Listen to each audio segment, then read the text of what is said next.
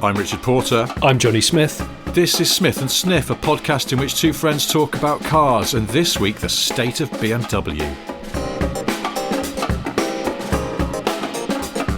I was out walking the dog this morning and I saw a fantastic example of what I think you could best call casually confident driving. Casually confident? Yeah, you'll know what I mean when I fill in some of the colours on this drawing. It was a bin lorry. It's bin morning round my way. Yeah, I was following a bin lorry about an hour ago. Did you have to hold your breath? That's a good question. Actually, it was recycling, so not normally is quite as rancid. Although I'm always amazed that the recycling lorry doesn't smell of, just faintly, of stale wine, because I know that's what our recycling bin smells of, and I guess maybe not everybody who recycles is rampantly drunk as we are in this case, but it's the worst one is the milk. Is the residual old milk in a crushed plastic milk carton. Yeah, it's funny that recycling lorries don't smell rancid, because the actual bin lorry just often smells terrible. If I'm walking the dog and we go past the bin lorry, I usually try and hold my breath. And I've started running recently, and I've realised if you run past the bin lorry, you can't really run and hold your breath for any significant amount of time without going lightheaded. So it's quite a challenge. But this morning I was just walking the dog, and there's a junction near ours that comes off a sort of fairly busy mainish road into a side road, and it's a funny junction because it's got a central island, and there's this metal bollard thing on the pavement which you could very easily clip if you're not paying attention, because it's right at the edge of the curb. Yeah. And it's not one of those bell-shaped ones, is it? Yes, it is. Yes, it tries to look historic, but it's really just to stop people from... Yeah, I've seen a few incidents with the bell-shaped... Well, they're low as well, aren't they? So you can catch you out because you forget it's there because it's below your bonnet line. So, yeah. Now, I know a bin lorry, different. You've got your sort of cab forward. You're sitting there. You can see a lot more. But even so, this bin lorry came absolutely howling into this junction. Like, I sort of saw him coming down the main road, and I thought, oh, well, look, he's going for it. He's just going for it in a wanna. He's not going to pause. There's nothing coming the other way. He rolled off the gas, but never touched the brake. And of course, there's so much mass going on with the bin lorry. Yeah. But what made this casually confident? I mean, that in itself, you'd have gone, that's a sporty move there. I wouldn't have been so confident to do that in a large thing. I mean, I wouldn't have been entirely confident to do it in a car at the clip that he came round. But it was the fact that the driver did it one-handed. I don't know why I'm laughing. He did it one-handed. One-handed, and the reason he did it one-handed is because he'd got a tab on the go, and his other hand was busy holding the tab up. He was sort of bracing himself for the sporty manoeuvre against the door pillar of the bin lorry, and he had the tab just out the window. Of course, because she's got one hand up, like sort of bad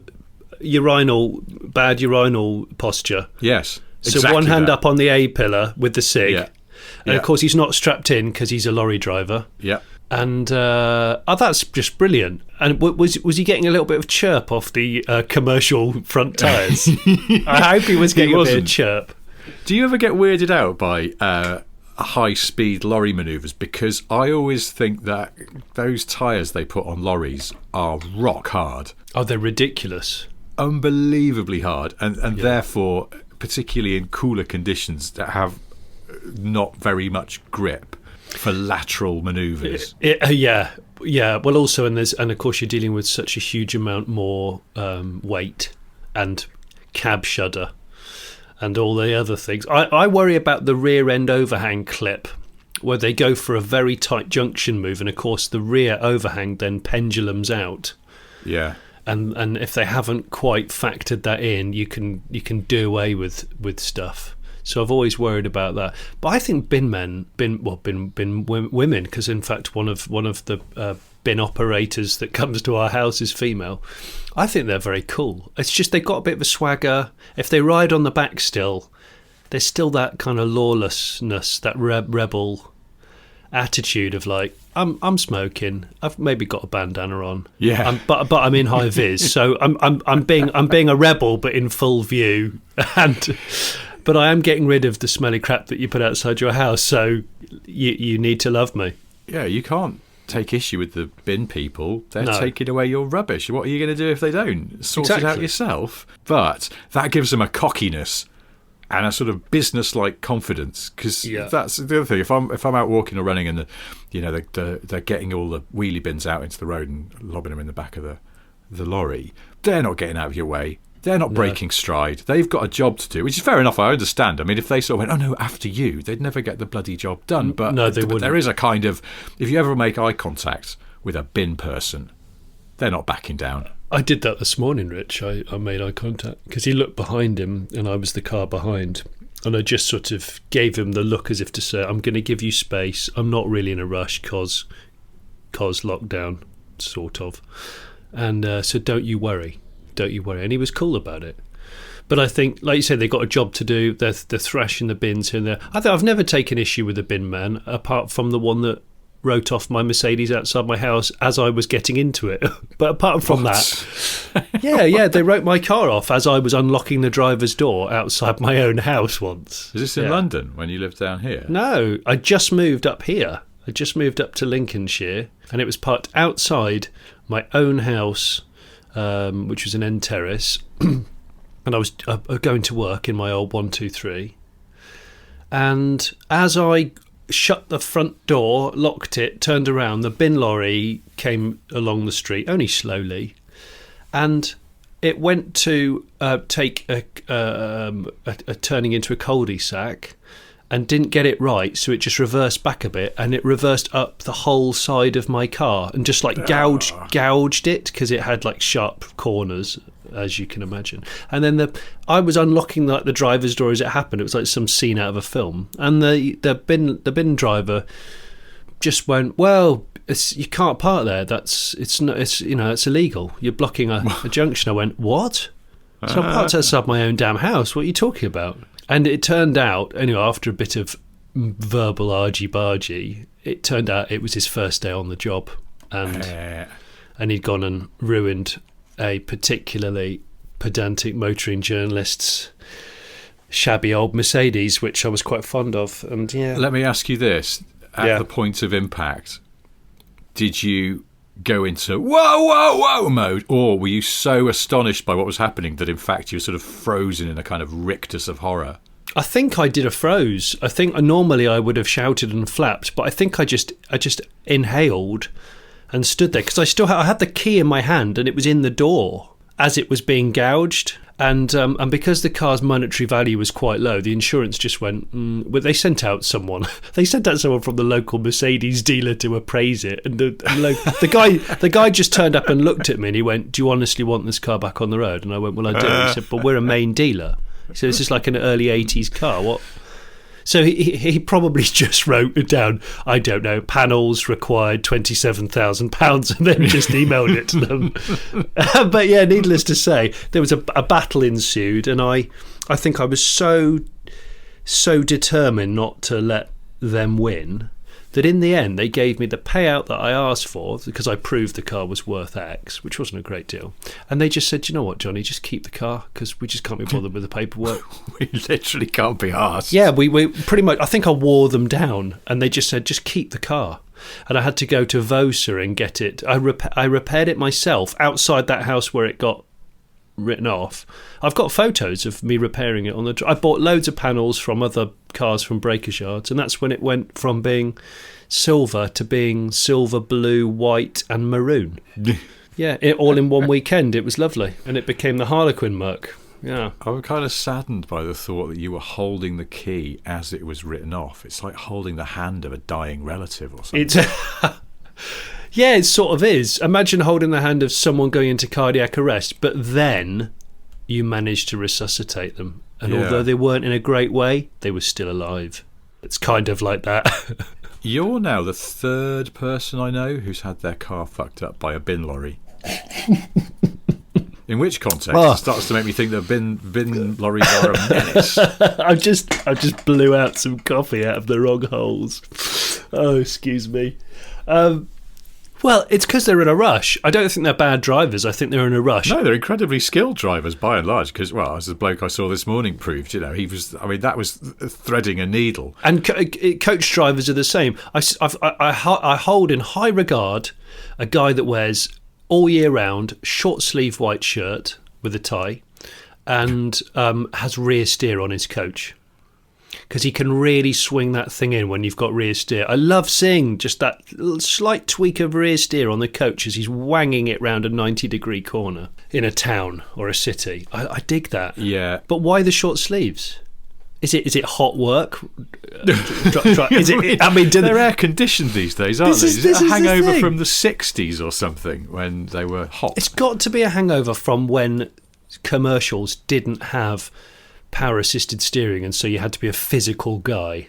You had to be a bit of a Popeye, and I think as such you'd never drive with long sleeves because you'd end up with just massive armpit sweat patches which just looked horrible. So I think that's where the short sleeve came in. But of course now you can drive the biggest coach in the world with 4 broken fingers and it'd still probably be just fine.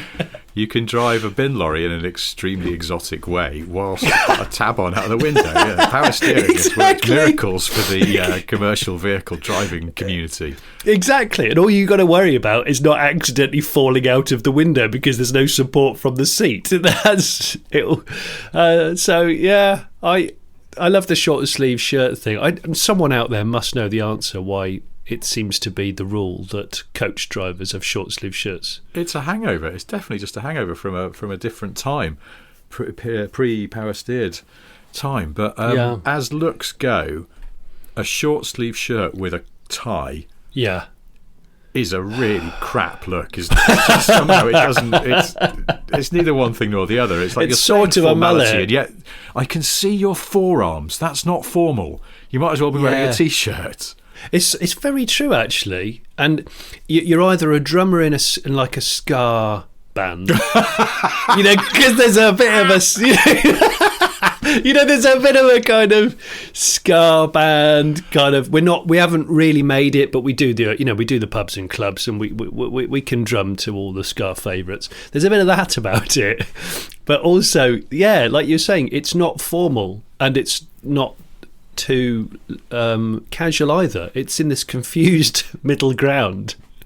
Nobody really knows. I wonder if an above average number of coach drivers are also the drummers in ska bands, because it's like a lifestyle choice, isn't it? You just adopt the look wholesale. It chooses you. Yeah, because it has to be ska, because who else would? I mean, maybe like Blondie, that all of the males in the band, they always wore shirts with ties, didn't they, with a straight tie? Yeah, but I don't think short-sleeved. That sort of new wave look was a little smarter. It had the formality to it. Right. Ska all over the bloody shop, because then you might team the short-sleeve shirt with the tie and a pork pie hat.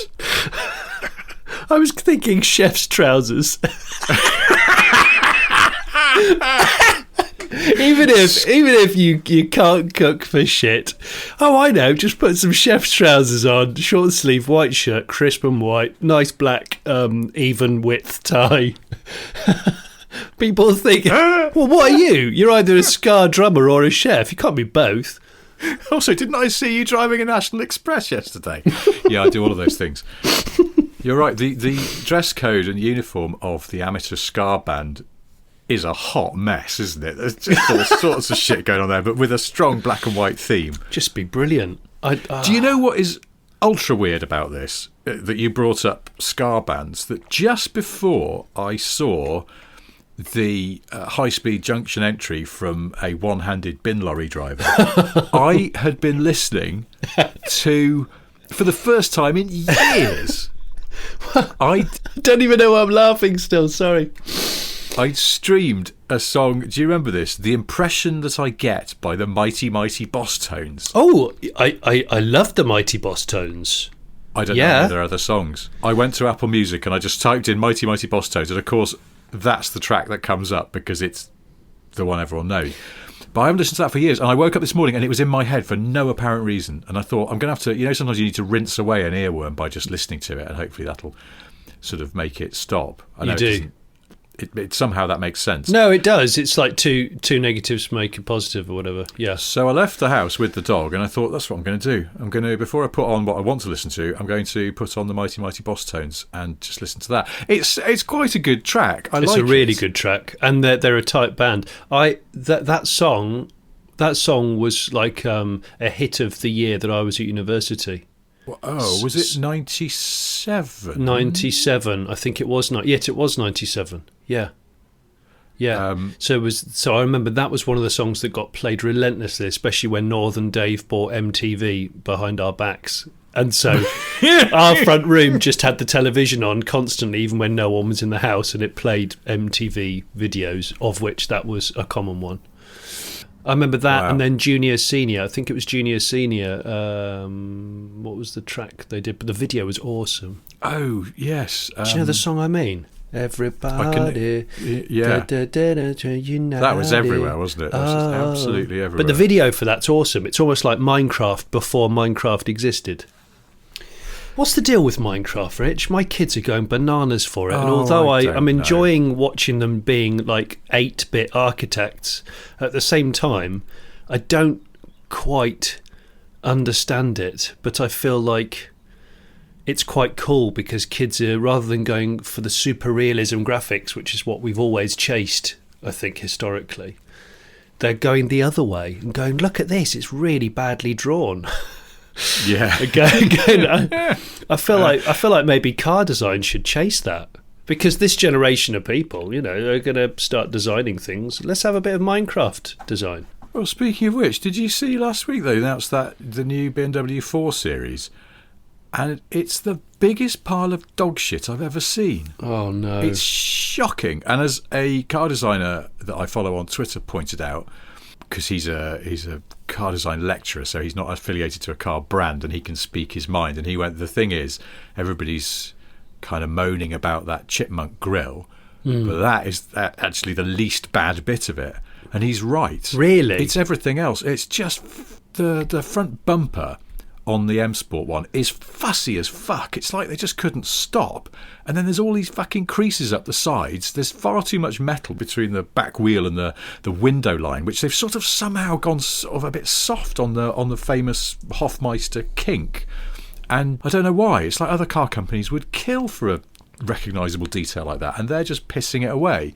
And so, because there's too much metal on the rear haunch, or the rear three-quarter view particularly, the front wheel looks like it's 20 inches and the back wheel looks like it's sort of 14-incher off an old Mini or something. It's just, you just go, what the frig is wrong with you? I mean, the nose is really awful, because I remember when they revealed well, they still said it was a concept, but everyone was speculating it was nearly finished.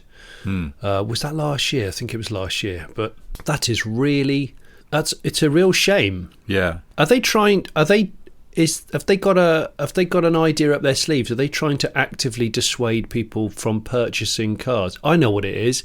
They don't want people to actually buy them. They want people to just lease them, and people will go, well, it looks crap, but it will drive out really well. Let's just have it for 12 months and then we'll bin it. So I think there must be a bigger idea here. I still maintain that BMW's i-Series is the best looking division of BMW. And which is a strange thing to say, given how out there a lot of the i-Series is. But at least the i-Series seems to have some sort of cohesive, future thinking. Exactly. You know what they're trying to do, and it sort of works. Once you accept they're quite wacky looking, at least it doesn't look like 17 different ideas all thrown together. Or, like one of those drawings where you do when you're a kid, where you fold over the paper and one person draws like the head of a monster and one person draws the body and the legs. It's just they've done that, but with like 100 people just for the front bumper. It's absolutely shockingly shit. I can't believe it. It makes some of the ridicule designs of old actually look so tame. I mean, if you think about how insulted people were with the Ford Scorpio. And you look at it now and you go, okay, it had sort of like surprised, slightly froggy eyes. But I mean, the rest of the car I thought was really good. And yeah, it was fine. Yeah, it's nothing like the BMW cocaine nostril thing's just got way out of control. In fact, it's so off its face, it's going to lose its septum, which then it becomes a different car brand altogether. But I think it has though. Oh, it 'Cause has. There's not so much of a septum on the 4 Series. It is. It's gone full. It's Daniela Westbrook. It has. So that's the explanation. It's so coked off its headlights. It's lost its septum, and now it's just Tasmanian deviling around at every party, telling everyone what they want to hear, just bullshitting their way through life. And someone needs to sit them down and go, you need counselling. You're a fundamentally good chassis and drivetrain, but you've got to sort yourself out because you look a mess. Well, that's the irony as well of that 4 Series. I was looking at the interior. The interior actually looks really good. So it is somebody sitting them down and going, look, inside you're good, but outside you're a mess and you need to sort yourself out. Yeah, you're an embarrassment. That's what it is. The BMW range needs an intervention. So it's gone peak cocaine festival, and it just has to wind it all in now and come back to earth. I think so. I fear that the new 4 Series is lying to its friends about how much cocaine it does. But they know. They know. No one's that snuffily at you can buy the. I'm sure the 4 Series Escobar spec will be out there somewhere. It's got an illegal gun in the glove box. What are you doing? What are you doing? Don't worry, man. It's not that bad. I reckon I can get away with it. What are you thinking, man? You would have never said that 3 years ago. Things are different now. The new BMW 4 Series, the car that's made some bad life decisions. It's exactly that, and it's slightly jittery, so it's LED headlights. One of them will flicker a bit too often, and you'll go, oh, hang on, it's quite a new car. Is that LED slightly? It's and you'll be like, no. It's a bit twitchy. It's a bit twitchy, but they were a fundamentally intelligent, good person, but they've gone overboard. It's just gone too far. Now, also, on the note of PCPs and stuff and the way that people buy cars, I got an email last week. It said along the lines of, the new Citroen C3 available to order now from Just. And I thought, well, Just now, it's a super mini. Yeah. And I know they're more expensive. There's the days when it's like an entry-level Polo or Fiesta was sort of under 10 grand. I know they're long gone. Yeah. But I still think, realistically, an entry-level small car is 12 grand. But no, the new Citroen C3 available to order now from Just £16,000. 16 grand. And I thought, what the merry frig is going on here? And then I sort of thought, well, it's kind of irrelevant, isn't it? Because so few people are going to pay that cash. Yeah. And if you did walk in with cash, I imagine they might chisel a bit of money off. But they're just going to PCP or lease it. Yeah, and that's just completely unconnected to the headline list price. They might as well put the new Citroen C3 available to order from, I don't know, go into the showroom, see what offers we've got going. Probably about 250 quid a month or something. Even if you're only leasing a car for, let's say, 2 or 3 years, please, for goodness sake, lease a car that you're half interested in, because if you get lumped with it, like let's say we go into a Great Depression and you're driving around in a Panamera that you can't stand the arse of, you're going to become quite resentful. I mean, in general, life will become quite resentful anyway in a Great Depression, but you know what I mean. So I'm always thinking, please, definitely spend money on a car that you are interested in or that turns you on in some way. And even if it's because it's so damn cheap to run. I mean, my brother loves cars that are massively frugal. Hey, on that note, I've realised there's another cockroach car. I know we've talked about this in the past, and we said cockroach cars. Yeah, Nissan Micro cockroach car, first generation Honda Jazz cockroach car. Yeah, and this morning I spotted a cockroach coming together because there was a Mark 1 Honda Jazz parked next to an original Toyota Yaris.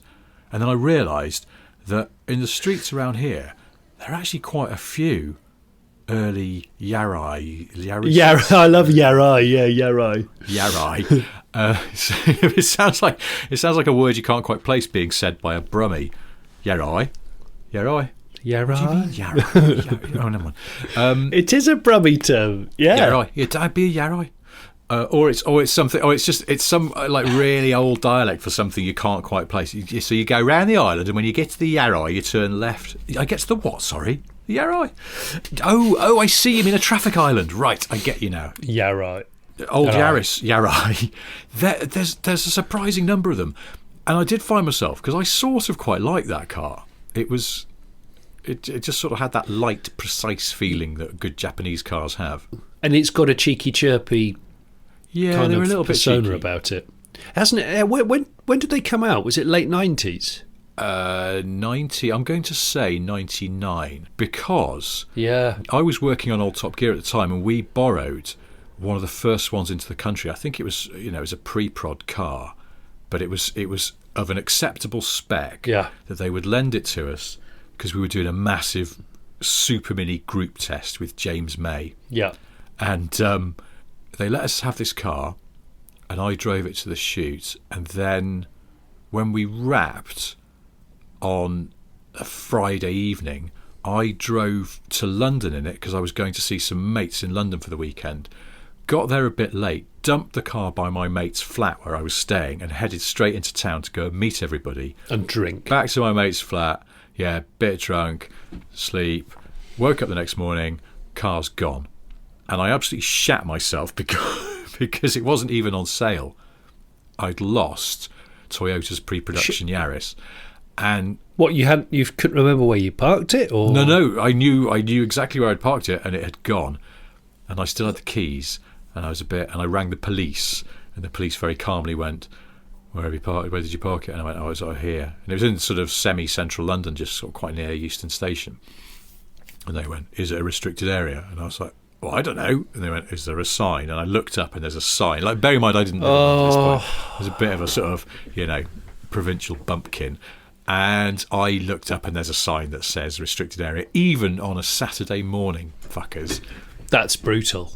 So I had to go to Kentish Town. Yeah, it got towed away. I know, it's like, they must have done it at crack of dawn. I don't know. It felt really unfair, but I had to then get the tube up to Kentish Town Vehicle Pound and get this precious Yaris back, because it was a car that wasn't even available to the public at that point, and we'd been loaned it, after a lot of persuasion, so it was a bit awkward. But I got it back. I think around that time, was that just before Nissan announced the Micro, that was the one that had all the ivory controls in the interior? What would that be, a K12? K12. Was it a K12? Yeah, and that was. I think that was a little bit later. That was. Yeah. And I know this. God, I'm an interesting man. I know this because I borrowed one when they first came out, and I know where I was living at that point, and I'd moved to London. Yes, K12. I got mobbed in one. I say mobbed. I got accosted by women of a certain age, like every hour that I was driving it. Yeah, I was driving it for Car Magazine. We were doing a shoot on it, and it hadn't been launched yet. And this couple wouldn't leave me alone. They were following me, and then every junction they kept winding the window down, going, "We've ordered one. She's ordered one. She has." He kept pointing at his wife. She says, "Is it good? Is it really good? Because we've got the K11, the bubble one." I said, "Yes, great." And she went, "Oh, I'm so pleased. We're just going to follow you for a while because we just like looking at it." Yeah. I'm like, it was sort of really polite stalking. But I have a lot of. I think that car was a really, really good package, that Micro. I kind of miss that Micro. They were deceptively nice to drive, because when I borrowed one, I remember, I think it was 2002 maybe, something like that. Yeah, that rings a bell. Yeah, because I was still living in London. I got up at crack of dawn to go to the British Grand Prix the weekend that I had it, and I took a sort of cross-country route to sneak into the place where I was meeting up with some other people in a village nearby, and I absolutely door-handled it down all these sort of cross-load roundabouts and things, and it was actually quite nice to drive, weirdly. I liked them. And I was just talking to someone last week about those ivory-coloured vent controls, because I think they were meant to look like Japanese tea ceremony porcelain or something, weren't they? Yeah, there was. I mean, they predated the Fiat 500. And actually, I think if they were to have gone a bit more retro with the K12 thereafter, they basically created a Fiat 500 without knowing it. Mm. And it's a shame that then they went all crap. Yeah. I think the Micro accounts for something like 10% of Nissan's sales in the UK, whereas it used to be about 80%. That just goes to show how different buying behaviour is now, thanks to crossovers and SUVs. I'm honestly surprised it would be even 10% these days. I just feel like you don't see Micros anymore. They No. used to be everywhere. Like they were just, There were. one of those street furniture kind of cars. But do you remember the last shape one? And What, it was looked like an ornamental goldfish, or the... It looked like the back lights were off a different car. Yes, they were. Remember? They didn't quite fit into the apertures. Yeah, I know the exact car. Who styled this back bit? It's like Bristol had done it or something. They just had to use some van lights to fit. It was bizarre. They hadn't sort of smoothed them in. But it did have the best bit of the design, which was quite clever as well, was the roof had that sort of ripple effect on it.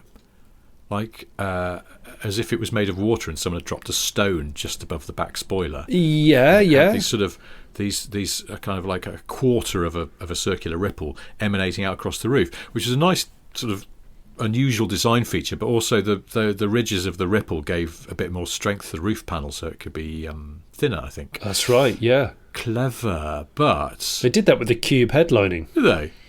What, Yeah, ripple effect? It was circles, obviously moving out from the centre, and it was in the middle of the headlining of the Mark III cube, the last cube. Yeah, but that was a cube was a kind of car that was design led, whereas that last Micro wasn't design led really. It was sort of No, it was a bit. It just felt a bit thin. Did you ever try the one with the supercharged engine? no, I didn't. Apparently, it was a bit of a ripper. Well, the engine was really good, and the rest of it was a bit plop. So it was a great example of one of those cars where it's a fantastic engine looking for a better home. I can't think of any other examples at the moment. But Well, I need to find one of those that's been accidentally reversed through a shop front then. why? What are you going to do with it? Well, I don't know. I'll stockpile an interesting engine for an interesting car at some point. I just that's the way I roll. Or a guy that I once went on a stag do with called Steve from Bristol. He'd say, "That's the way I roll." I loved it. It was at the time when lots of people were saying that's the way I roll, and he kept saying roll. Roll. Yeah, that doesn't work. No, I love it. Sort of trying to be a little bit, big man, gangster, but really Bristolian. I think it's fantastic. It's a great combo. It's not a super gangster accent, is it? The Bristol accent. No, because they obviously have a very strange vernacular, the sort of good ideal instead of good idea. Oh yeah, they use completely different words that don't actually make sense when you stop and think, that's a good ideal. It's not an ideal though, is it? We're talking about ideas. Maybe Yaris is a Bristolian word. Yaris. It just means milk bottle or something. But you want a Yaris? What? Yeah. Why? I don't understand you. That's exactly what it'll be. You've hit the nail on the head, Rich. Brizzle. Gangster, kind of cool, hard as nails, British cities, accent-wise. London, Manchester, Glasgow. Birmingham less so, I'm going to say. You reckon? Yeah, I think so. Birmingham, not such a threatening accent. My mate used to work in Birmingham. The one that inherited the unkillable Passat that I talked about the other week. He used to live in Birmingham, and he had a very dubious job, which I don't think I can say. But needless to say, he would earn fairly good money. It wasn't illegal. I'm just going to say that. It wasn't illegal. It was just strange. And yeah, the unkillable Passat used to come across to here. He used to come out with me on a Friday night. Sometimes then have to go back to Birmingham quite early doors in the frontless 5-cylinder Passat. Can I ask why you sent me a message that's just said, ask me about painting my camper van? Oh, yeah. Well, because sometimes I it's like getting ideas at times when you least expect it. I thought, oh, yeah, that's something I could chat about on the podcast. When was this? This would have been 2001. I think it was 2001. So I've moved to London. I was working for Car Magazine. I still had a terrible habit of buying cheap cars, doing a bit of side trading. my then girlfriend, we wanted to go down to Cornwall for like a week's holiday. It might have been 10 days holiday. We were going to go to a festival, like a car type festival, and then do a bit of a tour of Cornwall and then come up. I'd quickly worked out how much it was going to cost for hotels and stuff like that. I saw it as the perfect chance to buy another vehicle. So I said to her, well, look, don't bother we won't stay in a B&B or a hotel every night. I'll buy a cheap camper van and we'll do a bit of camping and then we'll do some B&Bs, save some money, have a bit of a fun time, blah. So I bought this Comma for £365 with a very short MOT from Barnes. Is it Barnes? Barnes in South London, where Mark Bolan died in his Mini. Yeah. I remember I bought it from Barnes Common, very near Barnes Common. Turned up, I pretty much knew I was going to buy it, even if it was despicable, because time was running out and it was a bargain. The guy had sort of forgotten to clear it out before I came to buy it. And it still had a portaloo full of you know what. Oh, it was awful. And also I turned up and he said, oh yeah, well I've been away in it numerous times, me and my dog, and I saw this dog and it was is it in Newfoundland? It was absolutely massive. I mean, it was the size of a rugby player on all fours, and it just him and this dog used to go away, and you can imagine the smell was quite unholy. So I was like, right, does it run and drive? Yeah, it does. It wasn't that bad, but someone had hammer-righted it, a really bad greeny silver with like a pinstripe that wasn't even level on the side, and I just thought, I'm going to a festival, let's just do something a bit different. So I had the day off the day before we left, so I needed to do some emergency checks on the Comma just to make sure it wasn't hanging, because I have to drive it quite a long way. And I started sanding it down with a drill sander. And this hammerite, of course, hammerite's really tough, right? Hammerite paint, it does not like coming off. Well, I was out there with 17 extension leads on the road in London trying to sand down a Comma on a really hot summer's day. And I was there for ages, to the point where I'd sanded the thing down, and then when I started to hand paint it in satin black, because at the time I thought that was cool, the sun had gone down and I was painting it mostly by torch and an overhead light, and I thought, this is just rubbish. And the next day we were leaving, so I'd painted all of the van, I think up to the driver's door and the front panel. You know those Commas, they're inboard wheels, they've got quite a funny looking face. Very inboard wheels. Very narrow track, as I was to find out. So we set off. The van ran and drove, very low geared. I remember distinctly. The engine is under the middle seat at the front, under like a power bulge. I say that we were joining the motorway on a slip road, and just as we dipped down to go onto the slip road, it just went ooh, and just started dying. And I just said to my girlfriend, shove over, and I just lifted up the middle seat, because the engine is right there, so your left hand can touch the engine while you're driving. And I put one of the HTs came off. I pushed it, smacked it back on. It went boo. And then for most of the journey, I had a hand in the engine tweaking the carburettor because it just wouldn't run very well. God. But then it would do no more. It would do no more than 50 miles an hour. It was utterly screaming at 50. But we get down to just outside of Bristol, and we hit a massive road closure situation where I think it was a bank holiday weekend, and huge traffic problems, blisteringly hot.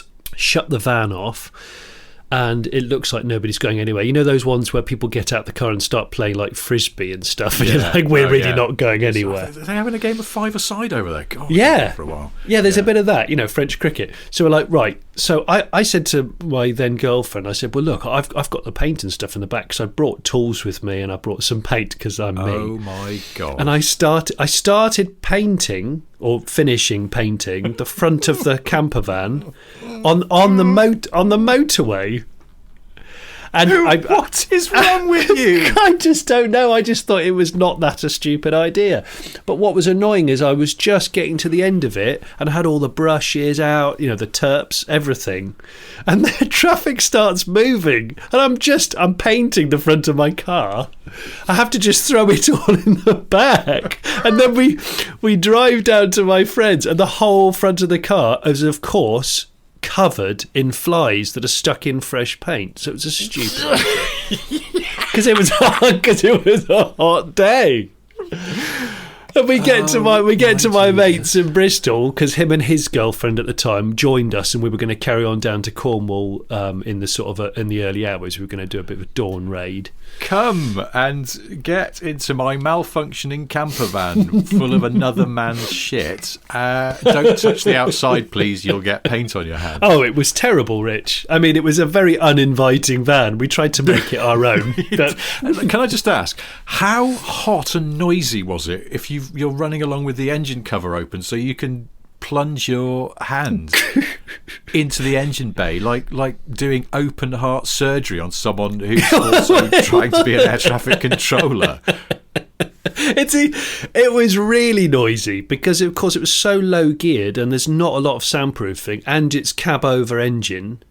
It was ridiculous. If it didn't look so funky, I would have never gone near the damn thing. But needless to say, when we set off really early in the morning at about 3, I think, from my mate's place with his stuff on board and his girlfriend's stuff on board. So the van was now fully loaded, and by the light of the street light in the cul-de-sac where he lived, where he was renting a house, we finished painting the front end. Me and Dan did. Dan was drunk, actually, thinking about it, and we painted eyelashes in red and like a big, like a World War II plane shark mouth.